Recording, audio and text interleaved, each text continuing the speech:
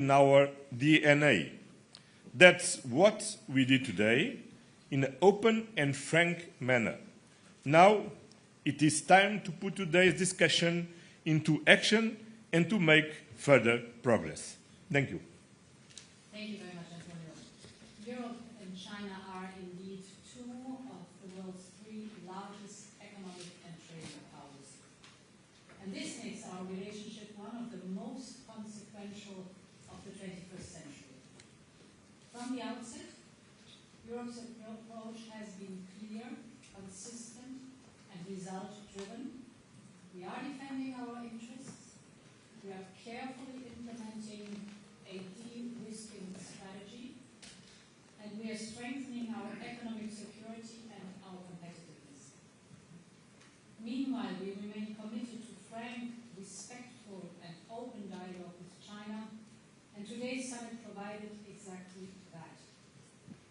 It was a valuable opportunity to work towards concrete progress in key areas of our bilateral relations, but we also clearly explained our concerns to the Chinese leadership, particularly in trade and investment. And let me start with this. A few figures. Today, the European Union accounts for an impressive 14.5% of China's total exports. Yet China only represents 8% of our exports. These numbers speak to the scale of our relationship, but they also expose a growing imbalance. It is mostly due to an increasing number of trade distortions and market access barriers. But unlike other major markets, Europe keeps its market open to Chinese goods. This reflects our long-standing commitment to rules-based trade. However, this openness is not matched by China. The European Union's trade deficit with China has doubled in the last more than 300 billion euros by now. So we have reached a clear inflection point. As we said to the Chinese leadership, for trade to remain mutual, beneficial, it must become more balanced. Europe welcomes competition, we like competition, but competition has to be fair. So we raised three priority areas where we believe progress is both possible and needed. The first is market access. Reciprocity is a simple and clear principle in this regard. At our summit, I referred to the importance of reciprocity in the public procurement, and today we agreed to work on concrete solutions for that. Second, we discussed at length the issue of overcapacity in China's economy in all the crucial sectors like, for example, steel, solar panels, electric vehicles, batteries, and others. The subsidized production does not match the domestic demand in China, and therefore overcapacity produced here goes to other markets.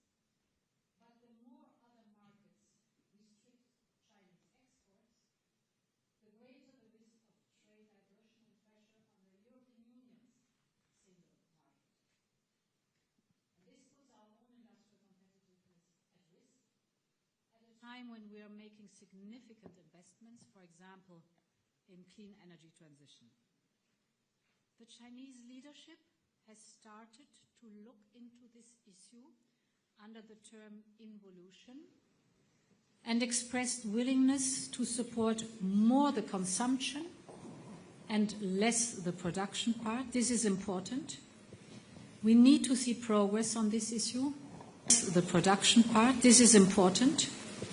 We need to see progress on this issue because without progress it would be very difficult for the European Union to maintain its current level of openness. The third issue we raised was export controls on rare earth and permanent magnets from China. As you know, these export controls have placed significant strain on some European companies To keep trust in our trade relationship, we need reliable and secure supply of critical raw materials from China. Being seen as a reliable supplier and partner is clearly aligned with China's long-term economic and strategic interests. So we acknowledge China's efforts on fast-tracking licenses for the critical raw materials, and we agreed, and this is new, to have an upgraded export supply mechanism. In other words, if there are bottlenecks, this upgraded supply chain support mechanism can immediately check and solve the problem or the issue that is out there. The need to rebalance our relationship is even more urgent in today's context of the global rise of tariffs. As two of the world's largest economies, the European Union and China share a responsibility to uphold and reform the global trading system so we can keep it open, fair, and grounded on rules. This responsibility also extends to upholding international norms, rules, and institutions, and this is why we raised the critical issue of China's support for Russia's war of aggression against Ukraine. This has a direct and dangerous impact on Europe's security, and we expressed together our expectations that China would follow up on our concerns and the expectation that it would use its influence to bring Russia to accept a ceasefire, to come to the negotiation table, enter peace talks, and put an end to the bloodshed. How China continues to interact with Putin's war will be a determining factor for our relations going forward. Finally, we discussed climate change. Our joint statement on climate and the environment is a big step forward. We both see the opportunities to work closer together in sectors such as emission trading, just introduced here in China, carbon capture and storage, the circular economy, and our cooperation can set a global benchmark. Together, the European Union and China must uphold the Paris Agreement now more than ever. The European Union is doing its fair share. China's climate ambition matters immensely. We are both convinced that the triple planetary crisis of climate, biodiversity loss, and pollution requires a strong multilateral framework, and we both want COP30 in Belém to deliver ambitious results. From the summit, I gather that there is a lot we can do together. Despite our difference, and we have differences, we can find pragmatic solutions. Europe will always defend its interests, as China would. We are ready to enhance bilateral cooperation and build a more balanced and more stable relationship. We know the next 50 years of EU-China relations will be shaped by the choices we make today. Thank you. Thank you very much. I'll open the floor for questions. Please note that there's interpretation provided in English and in Chinese. I'll start with the paper.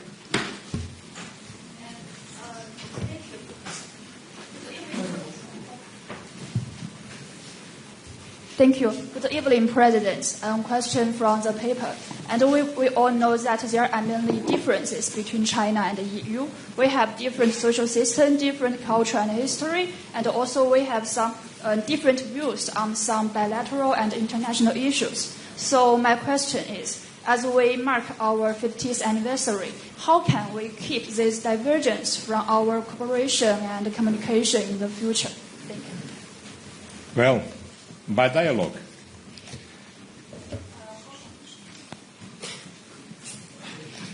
First of all, we respect, of course, the difference of the systems, but by dialogue is the only way to ensure mutual understanding, to identify problems, and to address these problems to find solutions, and also to work together in spite of this difference in the matters that we need to work